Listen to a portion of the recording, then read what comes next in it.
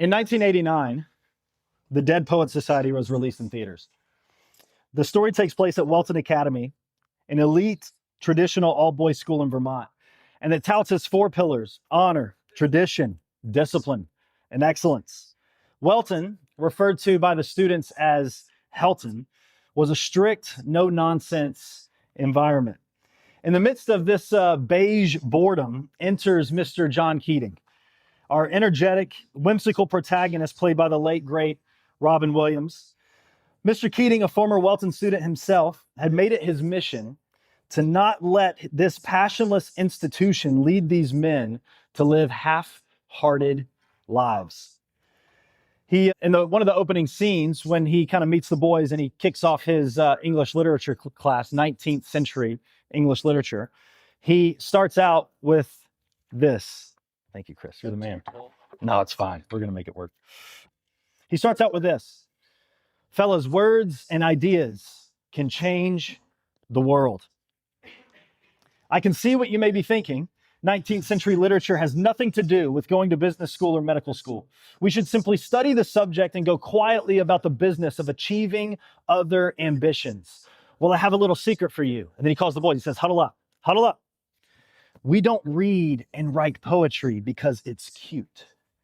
We read and write poetry because we are members of the human race, and the human race is filled with passion. Medicine, law, business, engineering, these are noble pursuits and necessary to sustain life. But poetry, beauty, romance, love, these are what we stay alive for. And the boys are captivated. Finally, someone who loves them, someone who has vision for their lives, someone who dares for them to live full lives with their whole hearts. One of risk, yes, but one of adventure. I think that this is a worthy comparison. It pales in comparison to today's reading, but I think it's a worthy comparison to show you what Jesus is doing in this passage.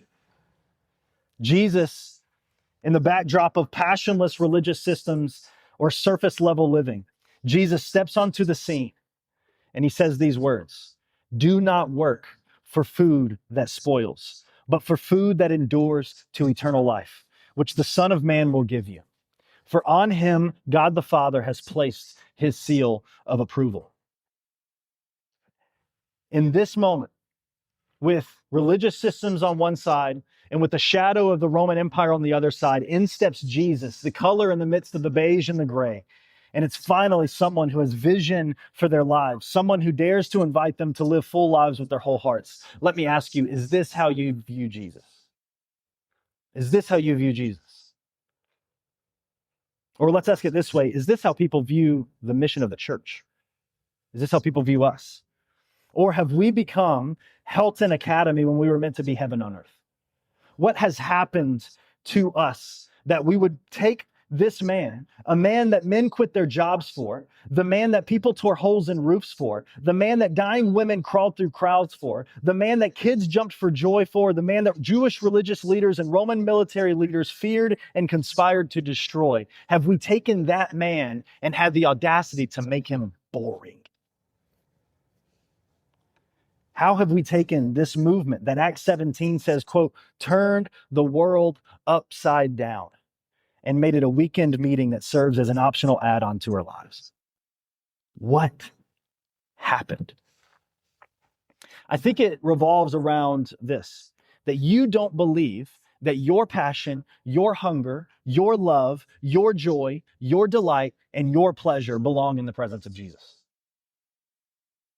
Like, you don't believe that you can carry your passion, your hunger, your love, your joy, your delight into the presence of Jesus and into the mission of Jesus. You believe that this is a place of good morals, traditional values, and religious restriction. And what is required to follow Jesus is actually to shut your heart off and dial your passion down.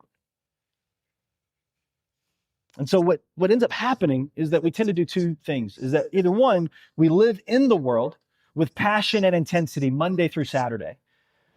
And we have ambition and intentionality, but then we come to church and pretend to be someone else and settle for something less. And we shut our hearts off and simply just try to be a good person. Or two, we look at the world with bitterness and resentment, but all the while lusting after the things it offers underneath the surface, claiming that we don't want them, but beneath is a growing monster that is getting closer and closer to doing whatever it takes to get just a taste. And I think there's so many Christians that are living in these two realities. They're showing up, they're good people, but they shut their heart off because they don't believe it has a place in the kingdom. Or they have passion, they have intensity, but they look at the world with lustful eyes, all the while resenting it for having what they crave. And this is what I want us to get to this morning, is that vision, ambition, desire, passion, these are the things that God has given you. And these are the things that are the keys to the access that you long for when it comes to the life you crave and the relationship with Jesus you long for. That these actually belong in the kingdom of heaven, that these are actually the currency of our relationship with Jesus. The very things that so many people think they have to shut their heart off from are the very things that Jesus wants you to bring into his presence and find satisfied and fulfilled by him. Vision, ambition, desire, passion. This is what this passage is about. So I want to ask 3 quick questions. 1, what is desire? Where does our desire come from? And what does God want to do with our desires? What is desire? Where does our desire come from? And what does God want to do with our desires? First and foremost, what is desire? The Greek word commonly used throughout the New Testament is epithumia. And it literally translates to desire or longing. And the picture that it paints is a longing for or a passion. And the illustration that could use is that of hunger. Someone that is hungering, longing, desiring for these things. Now, epithumia is commonly translated in 2 different ways. One, in a very positive way that paints a picture of someone who's hungering and longing after God with a heart of devotion.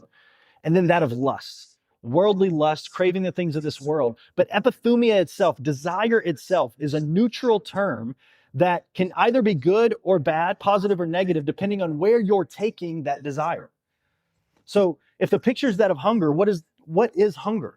Well, hunger is simply the physical sensation of wanting food and or the condition of having a lack of access to sufficient nutritious food, right? If the picture that it's painting is hunger, and the picture that Jesus is using here is hunger, then what is hunger? Well, hunger is lack. Lack. The question is, where do we take that lack? Where do we take that hunger? And is it sufficient to give you what you ultimately need? Or are you taking your hunger to some place that you have access to, but does not give you the sufficient, nutritious food that you long for? So this epithumia can be positive or it can be destructive depending on where you take it, but it's natural. It's natural. And this is the launching pad of Jesus' teaching here in John chapter 6, is a conversation around desire, of hunger, of longing. So let's put it in context real quick. 1, Jesus has just fed the 5,000. So if you look back just a little bit in this chapter, Jesus feeds the 5,000. It's one of his most well-known miracles, and they call it the feeding of the 5,000, but in actuality it's 5,000 men. Now we don't know if it was only men or if these men represented families, but he fed at least 5,000 people with just a few loaves of bread and a couple of fish. And he multiplied that and feeds these people, and it's a miracle. And now Jesus crosses a lake, and go figure, people chase him and pursue him and try to get to where he is. And Jesus tells them, you are looking for me, not because you saw the signs I performed, but because you ate the loaves and had your fill. So he's telling them, he's going, you actually don't want me because you saw something about me and you believe in me. What you're wanting is the food that I gave you, that I satisfied your stomach. And so now you want me to continue to satisfy your stomach. So they're seeing Jesus as a means to an end. Remember, they're still not sure who Jesus is. They're seeing him do some amazing things, and they know he's something special, but they don't know who exactly he is, which is kind of the whole point that we've been talking about with this series, is who is Jesus? Who do people say that he is? Who is he actually? Who is he trying to reveal himself to be? But they're hungry, and they see this man as at least a miracle worker that just gave them a solid meal. And now they can use him to get what they need. So this is the idea of like, okay, we're hungry, we're poor, we're in captivity to a Roman Empire. This person just fed us food in abundance. It said there was leftovers. And they said, we can keep coming to him and he will keep us fed and sustain us for this. And in this passage, you keep hearing them talk about manna, talking about your fathers and manna. What are they talking about? Well, they're talking about the story of the Exodus, where Moses leading the Israelites out of captivity in Egypt, and they roam around the desert for 40 years. And one of the ways that God sustains them while they are in the desert is he gives them manna to eat. It's one of their greatest miracles. And they needed something to simply sustain their bodies for the travel. So God gives them manna from heaven, and it was a great miracle of a loving God to feed and sustain his people. It's great. But Jesus is actually trying to lift their eyes to see something greater. He's saying that there's more than what you're settling for. And if you can just get your eyes above your stomach, you'll see that I have more for you. You'll see it. But you can't get your eyes above your stomach. You're settling for less. You're settling for manna from heaven that sustains your bodies, but I'm trying to give you something more if you'll just get your eyes up to see the more that I have for you. See, but the context of this, the people are stuck in two different worlds and living in two different realities and two different stories. On one hand, they're living in a Jewish story. They were God's people, awaiting God's Messiah to rescue them and restore them.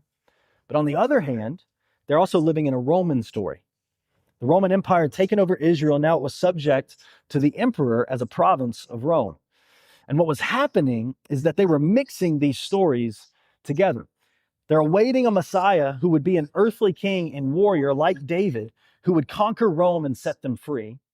And they were too earthly minded, and they were missing heaven's agenda, and they couldn't see past their stomachs. We see this over and over and over again. We saw it a few weeks ago in the conversation with Peter. Peter says, you're the Messiah, the Son of the living God. You're the hero of God's story. In the very next passage, Jesus says, because I'm that Messiah who's come to reconcile you to God and make a way for you to have eternal life, I've got to go to the cross. I'm going to die, but I'm going to raise again. Peter gets over there, rebukes Jesus, and says, Jesus, you got to stop talking like this. And Jesus says, you got to get behind me.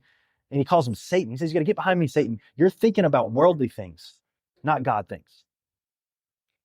And this is what happens over and over and over again, is they look at Jesus, but they're looking at him through the world's lens, or looking at him through their own agenda, rather than seeing him for who he is and who he's trying to reveal himself to be. And it happens to us. And what Jesus mentions in this passage is that you are settling for a bread that spoils. You notice that? He says you're settling for a bread that spoils, but I'm trying to give you bread that endures. So what is this bread from below, this bread that spoils? Well, ultimately, Jesus kind of points back to two key things as he does this. He talks about the yeast of the Pharisees, and he talks about the yeast of Herod, kind of in different spaces. But ultimately, he's talking about two different things. One is the bread of religion. The bread of religion.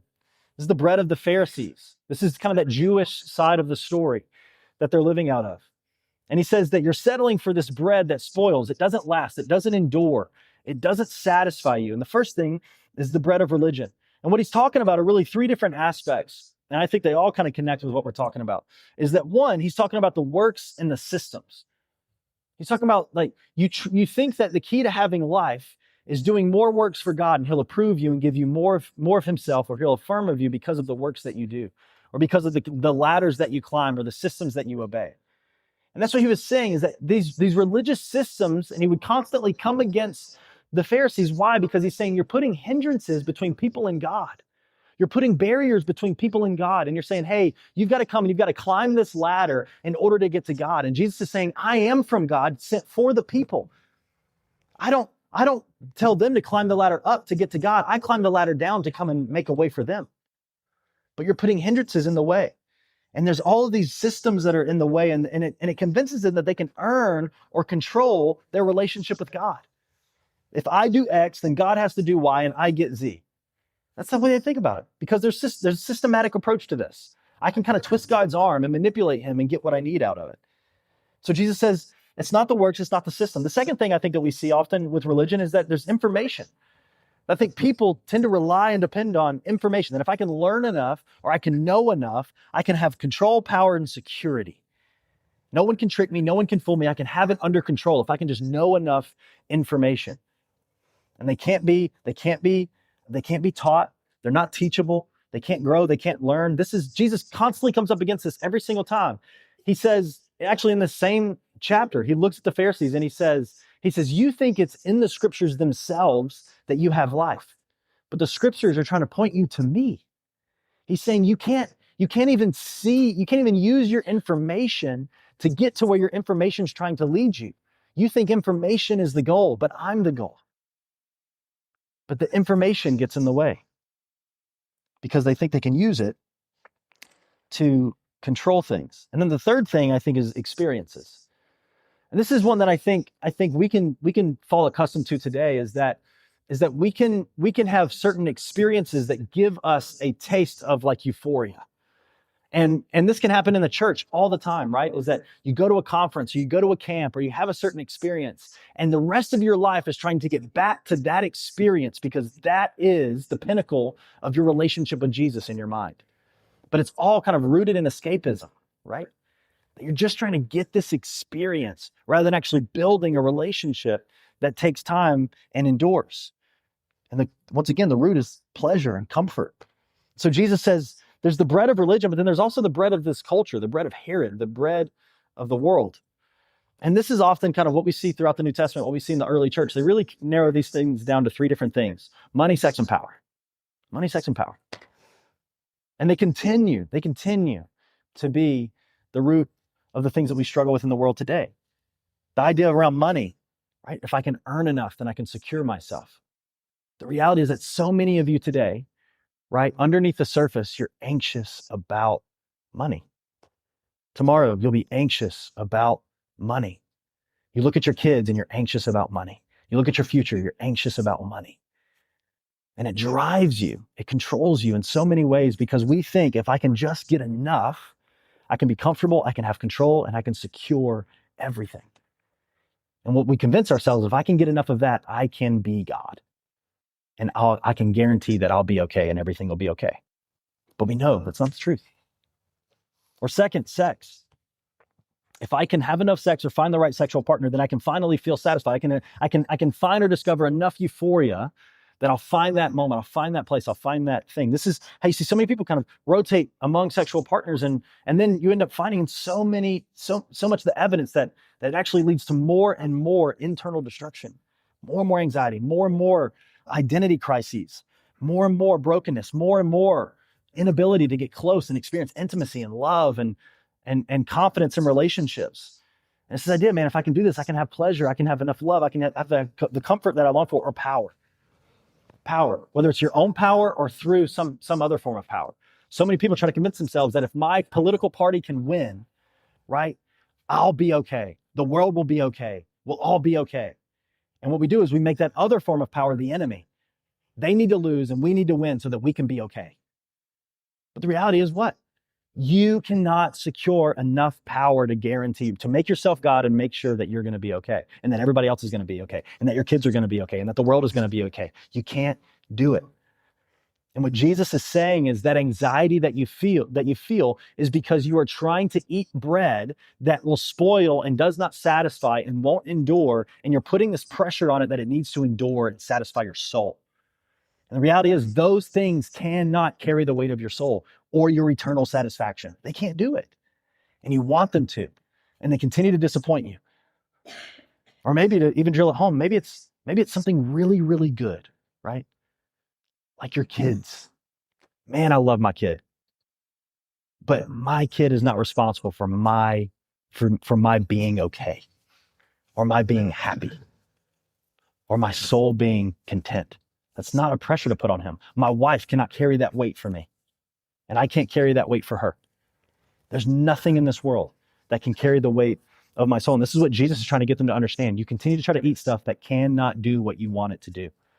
And many of us are in the same boat. And we're living two different lives according to two different stories and two different kingdoms. Maybe it's the story of the kingdom of heaven and the story of the American dream. Maybe it's the story of faithfulness and the story of comfort. Maybe it's the story of obedience to God and the story of being liked by people. And you're trying to live in these two worlds, and these two worlds can't coexist together. They just don't work. We're divided people who can't see past our stomachs. We're dominated by our hungers, and we are living misguided lives, desperately taking our hunger to whoever or whatever will give us something to eat, even if it's ultimately destroying us. The momentary relief is worth it to us, but it's so fleeting, and we end up feeling worse than we did before. Don Harold says this, and this quote every single time gets me. He says that unhappiness is this: not knowing what we really want and killing ourselves to get it. Unhappiness is not knowing what we really want deep down and killing ourselves to get it. This is the world. This is our city. This is us a lot of times. is we don't know what will really make us happy, what will really satisfy us deep down, and we're killing ourselves to go get it. And we go find something, we pick it up, thinking this is going to do it, and then it doesn't. And we're so disappointed and we're so destroyed because we're putting pressure on things that can't carry the weight of it. The best thing you can do is to name your desires, to name your longings, and to name your hungers. So one of the things that we can do to help us with this is to name our desire. What is your desire? Do I desire money? Do I desire sex, pleasure, accolades and accomplishment, comfort, relationships, success, applause, recognition? What do you desire? And to be able to name that thing, to just say it. Man, if I can get enough money, then I think we'll be okay. To just say it, to name that desire. If I can just get enough what, then I think I'll be okay. If I can just get recognized by this person, then I think I'll be okay. If I can just what? Name that desire. But then you really want to change your life? Ask one simple question after you name that desire. Why? It'll change your life. Why? I want recognition. Why? Why? I want success. Why? I want comfort. Why? I want relationships. Why? I want approval. Why? Because as you do this, you'll be honest with yourself.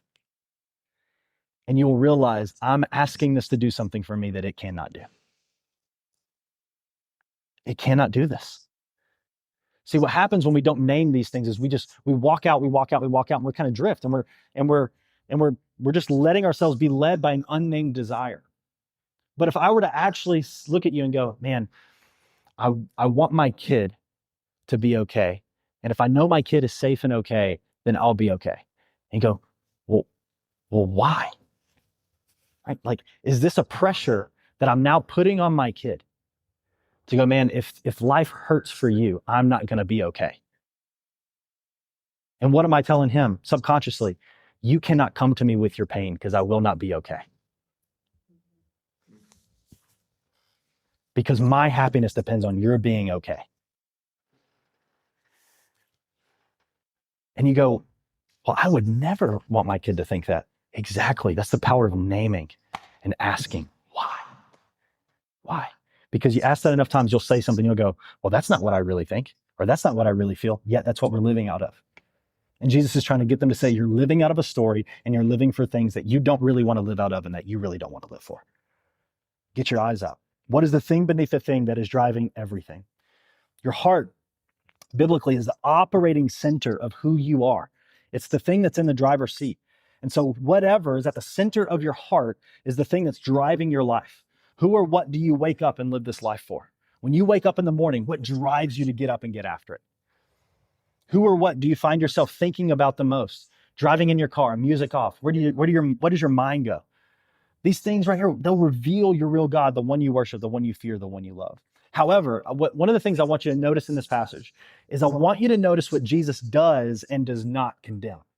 Okay? This is super important. What does Jesus condemn? Jesus condemns the bread. It spoils, it perishes, it doesn't last, it doesn't satisfy. This is what Jesus says, the bread. That's what he wants to condemn. That's what he wants you to see. The bread is what he condemns. Why? He tells us it does not last and it will destroy you in the long run. So Jesus condemns the bread. Why? Because he loves you. That's why. Because Jesus actually wants you to be satisfied. He actually wants you to find fulfillment. He actually wants you to find eternal joy and pleasure and richness.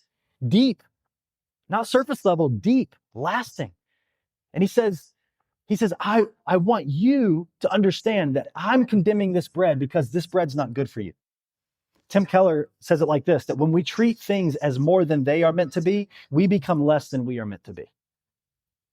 That when I'm putting pressure on this bread that spoils to do for me what it cannot do, what happens is I get destroyed in the process and I become less than what I'm meant to be. Rather than bearing the image of God and being a resemblance of him, what I end up doing is I end up looking more like an animal who's just drifting and going, chasing whatever internal desires that it feels. The Bible consistently calls these things idols. Keller once again defines idols as this, that idols are often good things that become ultimate things that inevitably destroy us. And this is the bread that spoils. However, what does Jesus not condemn? This is what I want you to see. Jesus does not condemn hunger. He doesn't condemn hunger. He condemns the bread that spoils. He condemns where we take our hunger. He does not condemn hunger itself. Hunger, longing, desire, passion. He doesn't condemn them. He doesn't. I've put these in you. These are good things. And here's why Jesus doesn't condemn hunger, longing, desire, or passion. It's because you are deeper than surface level things that spoil. You are more substantive than this. You are made in God's image with glimpses of eternal glory coursing through your veins. Echoes and memories of another life whisper to your heart, a life in a world that you were made for. Hopes of another world flash before your eyes because you are more than what this world has to offer you in and of itself. You are worth more than this bread that spoils. This is what Jesus is trying to get you to see. You're worth more than this bread that spoils. And when you settle for it, you become less than what you were meant to be. Your hunger is good. Your desire is good. Your passion is good. Your longing is good. The bread is bad. And so, where do our desires and our longings come from? Gary Breshears has a great line. He says, our strongest desires are not our deepest desires.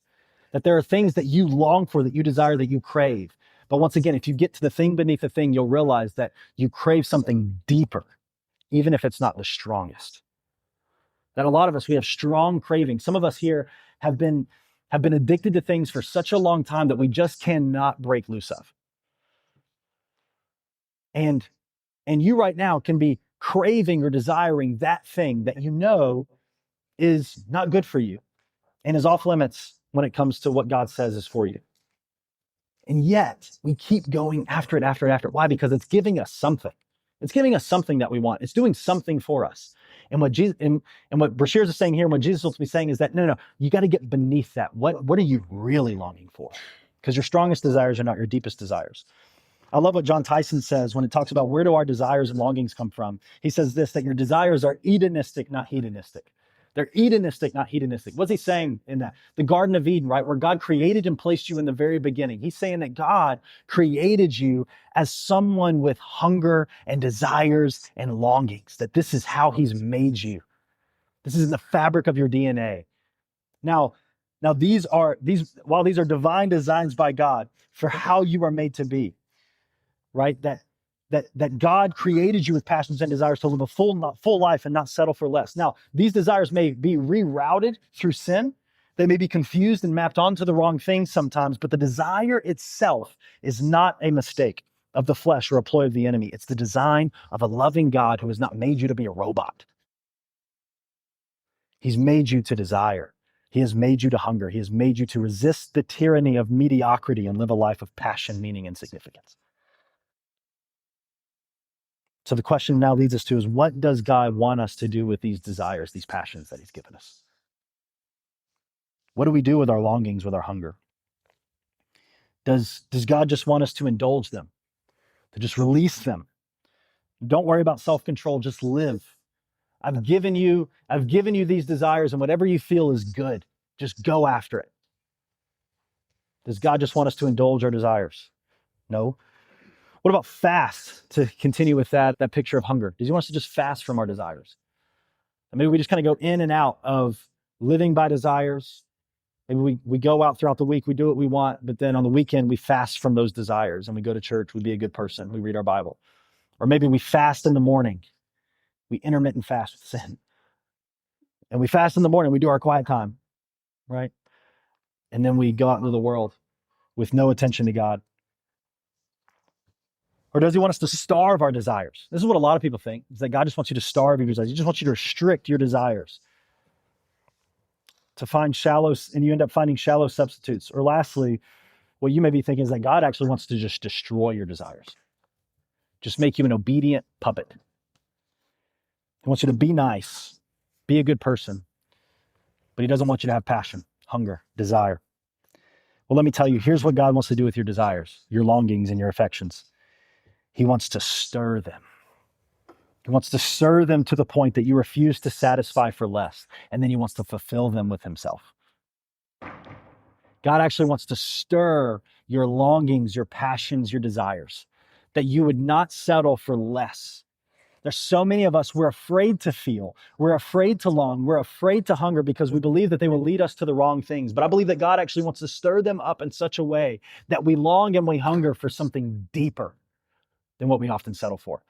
In the words of C.S. Lewis, the issue is that we are far too easily pleased, is what he said. The issue is not that God is not enough to fulfill our passions and our desires. The issue is that we are far too easily pleased. And he compared it. He says, you're at a beautiful beach in the background, and yet what you choose to do is play with mud pies in a dump. And he's like, turn around and feast on beauty. Stop playing with your mud pies and go to the beach. We're far too easily pleased. You see, the Christian life is not about the eradication of your desires, but the fulfillment of your desires in the one thing, the one person that can actually fulfill you both now and for eternity. Augustine says this: the entire life of a good Christian is in fact an exercise of holy desire. You do not yet see what you long for, but the very act of desiring prepares you so that when he comes, Jesus comes, you may see and be utterly satisfied. So, my brethren, let us continue to desire, for we shall be filled. Such is our Christian life. By desiring heaven, we exercise the powers of our soul. Now, this exercise will be effective only to the extent that we free ourselves from desires leading to infatuation with this world. He's saying that you are meant to be filled. You are meant to feast. You are meant to experience heavenly desire that fulfills you, that fulfills the longings of your hearts, but we are far too easily satisfied by being infatuated with the things of this world. C.S. Lewis says, God made us, invented us as a man invents an engine. A car is made to run on petrol, on gas, and it would not run properly on anything else. Now, God designed the human machine to run on himself. He himself is the fuel our spirits were designed to burn, or the food our spirits were designed to feed on. There is no other. That is why it is just no good asking God to make us happy in our own way without bothering about religion. God cannot give us a happiness and peace apart from himself because it is not there. There is no such thing. Like, you asking for God to satisfy you and make you happy apart from himself it's a futile prayer, because the only thing that can make you eternally happy and deeply satisfied is God himself. Psalm 63, the psalmist David writes, "You, God, are my God. Earnestly I seek you. I thirst for you. My whole being longs for you in a dry and parched land where there is no water. I have seen you in the sanctuary and beheld your power and your glory. Because your love is better than life, my lips will glorify you. I will praise you as long as I live, and in your name I will lift my hands. I will be fully satisfied as with the richest of foods. With singing lips my mouth will praise you. On my bed I remember you. I think of you through the watches of the night. Because you are my help, I sing in the shadow of your wings. I cling to you. Your right hand upholds me." Listen to what David is saying about God. I long for you. I thirst for you. I've seen you in your glory and your power. Your love is better than life. I will praise you as long as I live. I will be fully satisfied in you as with the richest of foods. He says, I get lost in thought about you while I lay in bed. Well, while you doom scroll, David's sitting there feasting on God. He's saying, man, I can't get my mind off of you. I keep thinking about you. I cling to you. I sing to you. Let me ask you, does this sound like someone who had a slight shift in ideology? Does this sound like someone who picked up some good ideas? Does this sound like someone who read a book and thought this intellectually makes sense? No, this is someone who has had an encounter and fallen in love. That's what this is. This isn't him studying God as a subject to see if it makes sense or fits into his life. He's had an encounter with a living God, and he's found himself in love. What happened to him? He tasted the bread from heaven. He tasted the bread from heaven. This is what happens to David. He tasted the bread from heaven. The very bread that Jesus himself is offering these people, the very bread that Jesus himself is offering you. David tasted that bread and found himself fully satisfied and longing for more. Tozer once said that God has this beautiful way of he both satisfies you and makes you hunger and long for more at the same time. That I have more than enough in you, but I still want more because there is more. That's the invitation. So this is the bread from heaven, and this bread lasts. Jesus says, very truly, I tell you, it's not Moses who has given you the bread from heaven, but it's my Father who gives you the true bread from heaven. For the true bread of God is the bread that comes down from heaven and gives life to the world. And what do they say back? Sir, give us this bread always. See, this is the reality, is that when people hear this invitation, everybody wants it. Everybody wants it. Because what's he saying? You'll never hunger. You'll find lasting joy. You'll be fulfilled. Jesus is describing something that everybody wants and everybody longs for until he makes this radical claim. I am the bread of life. They go, give us this bread always. And Jesus says, I am the bread of life. And they go, Because what do they want? They want their stomachs filled, but they don't want Jesus. Jesus' radical claim, I am the bread of life. Whoever comes to me will never go hungry. Whoever believes in me will never be thirsty. This is important. I want you guys just for a moment understand that Jesus is a historical person. I think just so often we read the Bible and we look at it as some kind of book on the shelf, and you forget that this is history, that Jesus was a real human being who came and lived and said these things. Now, I want you to imagine a man. This is the argument they get into right after this. They go, we know where Jesus is from. This was the man who was born in Bethlehem. This is the man who was born to Mary and Joseph. He's from Nazareth. He's from a nothing town. Why are they saying that? Because this man just stood up and said, I'm the bread of life. I will make sure that you never hunger, you never thirst again. Listen, this man is either dangerous, insane, or he's God. These are the three options with someone who makes a claim like this. He's either dangerous, he's insane, or he's God. Jesus looks at these people and says, I am the bread of life. You eat this bread that comes from the Father in heaven, and you will never hunger, you will never thirst. So Jesus he basically says, if you give yourself to me, you get a revelation of me, you understand that I am the bread, and you give yourself to me. Here's what I want you to know. I give myself to you. This is where Jesus closes out. He begins to talk about his bread being the body, his body being the bread, and his blood being the drink that makes sure that you never go hungry and you never thirst again. As Jesus is saying, I am going to give myself fully to you.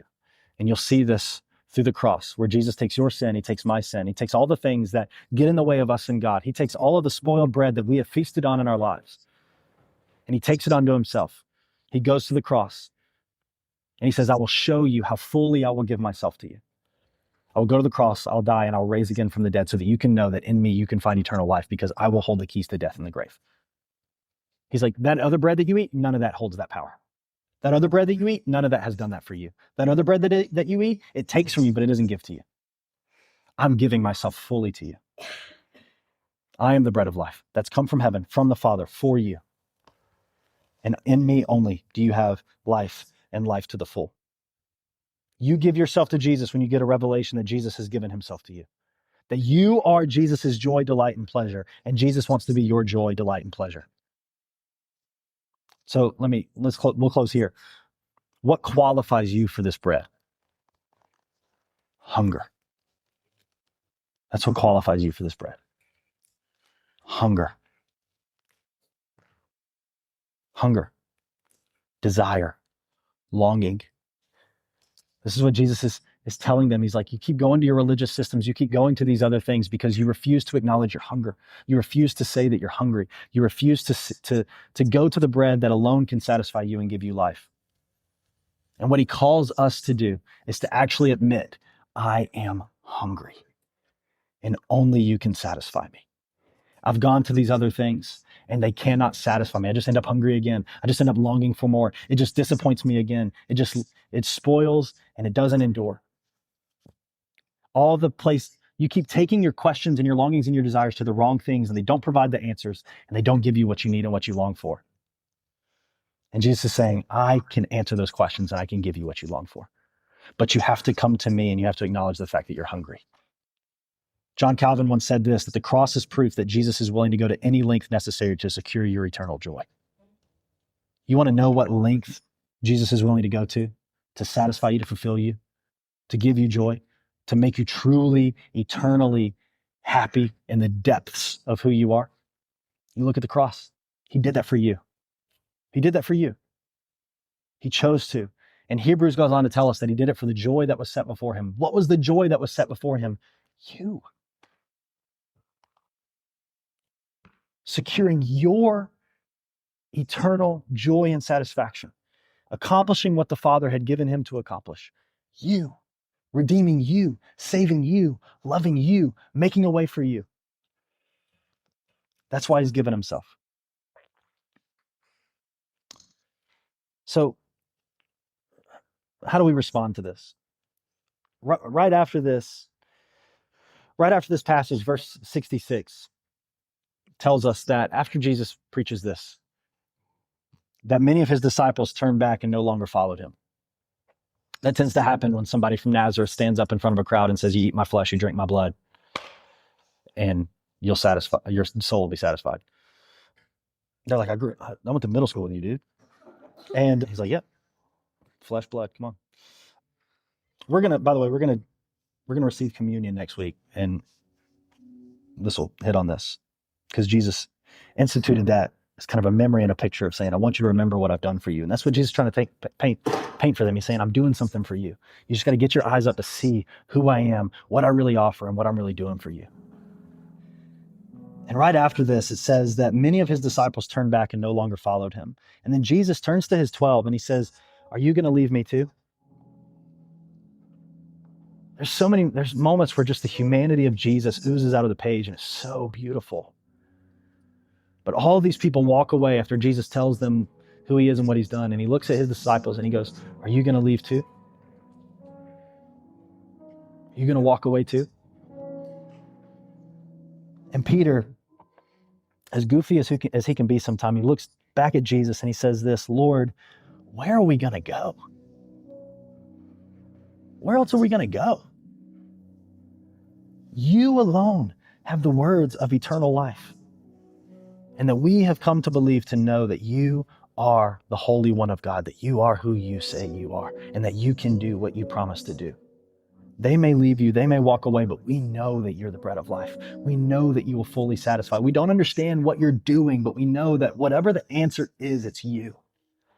And that may be where you're at today. You might not really understand Jesus. You might not really understand the totality of who he is and what he's done, but you have come to the point right now where you can say, but I do believe that if there's an answer, it's you. And that's where they're at. I don't quite have it all figured out yet, but I know it's you. Whatever it is, it's you. And Jesus makes this amazing promise to us. He says that if you come to him, that he will never turn you away and he will never let you go.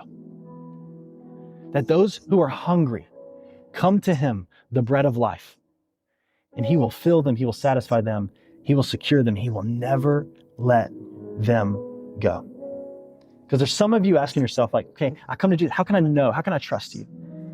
He's promised us and he's shown us. Listen, there is no one else who has the words of eternal life, and there's nothing else that can satisfy your soul deeply and forever. It's only him. And let me tell you, you can either realize this now, or you can realize this when it's too late and you've run to all kinds of other things that have broken your heart and destroyed your life. Or you can just realize it now and turn to him. So as we move into a time of response, I want to kind of give some different prompts. We got some prayer team that's going to come forward to be present to pray. And, this is only our third week, but we're going to have this every single week, because there's a lot of you, you've gone to church, a lot, and no one's ever prayed for you by name, prayed over you. And I'm going to list out some things for some response, and just come be prayed over. You're not signing your life away. Just come receive prayer from someone who can talk to God with you and on your behalf. So maybe you're here and your soul is hungry. You're just hungry. You're like, yeah, hunger, that describes who I am and where I'm at. You've tasted and you've tried so many things, but they don't satisfy you. And you want something eternal, something that lasts, something that satisfies. Is your soul hungry this morning? Come and receive prayer. Come and be prayed for. Maybe you're here and Jesus tells a story that's often referred to as the prodigal son or the parable of two sons. And maybe you're here and you feel like you're a long way off from God. There's this amazing moment in that passage where the boy who used to be a prince in his father's mansion has now taken all that money and he's wasted his life away and he's in pig slop. And he has this moment, the scriptures literally say that he comes to himself and he goes, what has happened to me? And maybe you're here and you're hearing us talk about how you can settle for less and become less than what you were meant to be. And you are there right now. And this is the moment that you're coming to yourself and you're going, there's more for me. And I want more than this. You can come and you can be prayed for.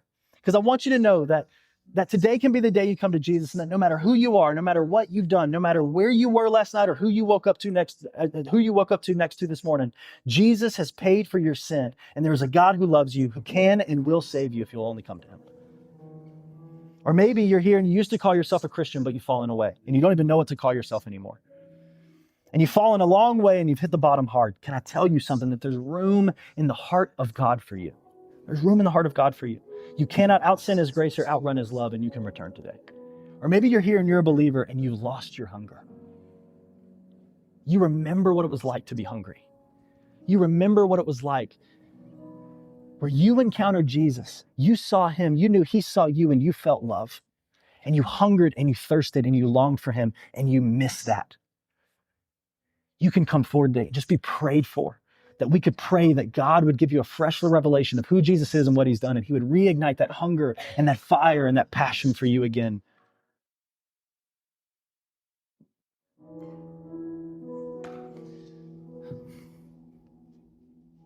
So Jesus, as we respond, God, I pray that you would stir in this room right now.